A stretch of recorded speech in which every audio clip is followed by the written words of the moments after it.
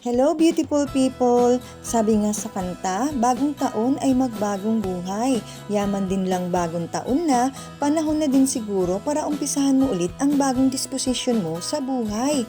Bagong diskarte, bagong teknik, at bagong ikaw. Huwag mo din kalimutan ang mga nagdaang taon. Siyempre, lilingunin pa din natin yan. Pero ang mahalaga, yung tsansa na binibigay ng mundo sa atin ngayon para muli tayo ay mag-umpisa.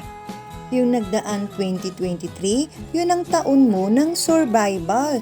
Ngayong 2024 naman, ang taon ng iyong revival. Buhayin mong muli ang sarili mo. Hilain mo ulit ang pag-asa na matagal nang natabunan ng lumbay at takot mo. Pakita mo kung sino ka. Naaalala mo ba ang mga pangarap mo na nasa isip mo tuwing ikaw ay nakahiga? Sa lawak ng kaya mong isipin ay malawak din ang kaya mong gawin.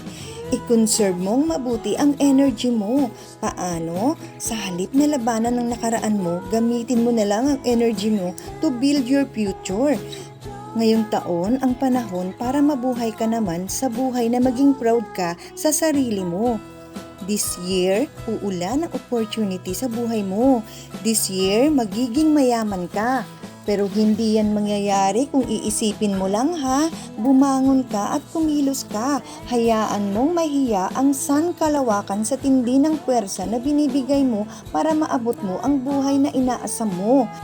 Itong taon na ito, mas aangat pa ang bawat antas ng pamumuhay mo. Wala nang sakit at bigat kang papasanin. God bless beautiful people. Ngayong taon, isulat mo ito sa puso mo ha. You will be successful. Bye!